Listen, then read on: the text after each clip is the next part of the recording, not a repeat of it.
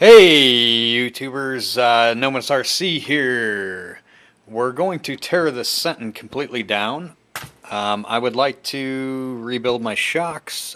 Basically, I'm sorry, not necessarily rebuild. I'm going to take a look at them and see if they need any components replaced. They don't seem to be leaking or anything, so I think I'm just going to pop the caps, throw some new oil in them, and move on from there. I'm also going to service my diffs. So we're going to start out by just pulling all these shocks off, tearing the caps off, and replacing all the shock oil in them. Alright, I'll be back. Basically, you just use a hex driver here on this side, put something on this side to catch the nut so that it doesn't just sit there and free spin. After you're done doing that, you can actually get this nut off of here, and then you can pull the shock free of the shock tower and take this protective guard off of it, which is really nice that ARRMA added that protective guard. It doesn't do too much on the Senton, but if these were exposed, it would be really nice if you ran into something, flip the vehicle over and hit something right here on the shock. It would protect your shock cap. And then after we do that, we actually reach in here and we hit this screw right here, and we release that, and that's actually what brings out this pin right here that's holding your shock in on the bottom. So we'll do that, and we'll get all the shocks in order, all 4 of them. And then when we do, I'll come back and show you guys what the process will be for me to empty them and put some new oil in them. So we got the shocks off. We got them mildly disassembled. The only thing that you do is you for those people that aren't super familiar, you actually just compress the spring. You dismount this piece right here, and then it lets the spring free, and then you can start in the process of actually taking the shocks apart and emptying them. Okay guys, we're starting a shock rebuild. Basically just stick something in this hole right here, and you can break that cap free.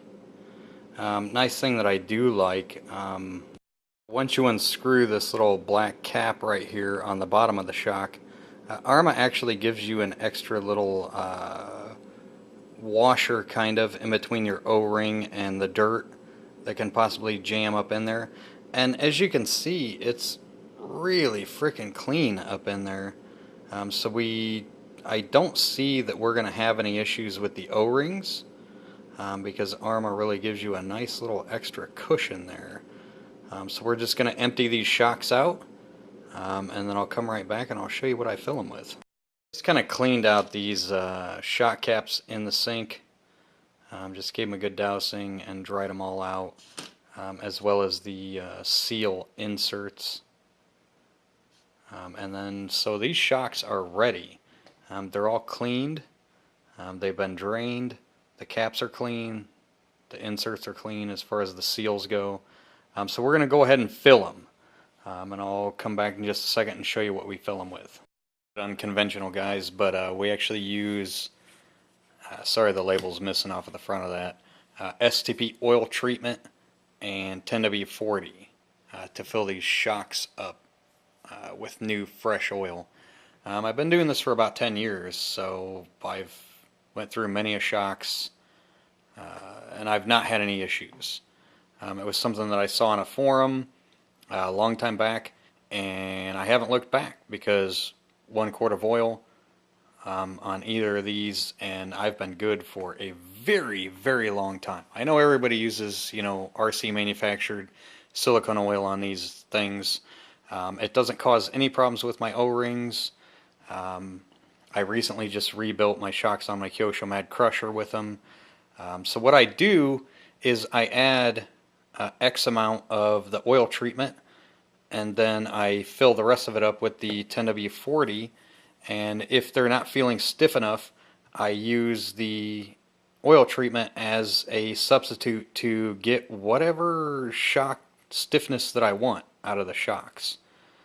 So to raise or lower the viscosity, I just use this and this combined. Okay guys, so we threw some oil treatment in here, and then we filled the rest with actual 10W40. They're ready to be capped off, and I actually use this little syringe to do the 10W40 itself. It's just easier than pouring it out of the quart bottle and spilling it all over the place. But we're going to cap them off, and they'll be good to go. Alright guys, so when you get them all filled up, pump the shock up and down a whole bunch of times to get, you know, all the air bubbles out, and let them sit for about a half an hour. Okay guys, so we let the shock sit for about 45 minutes or so, letting the air bubbles surface. Just to let you guys know, there are two different shock sizes and two different shock springs for front and rear. Just make sure that when you reassemble them that you get the springs on the right shocks, because obviously that would cause some issues.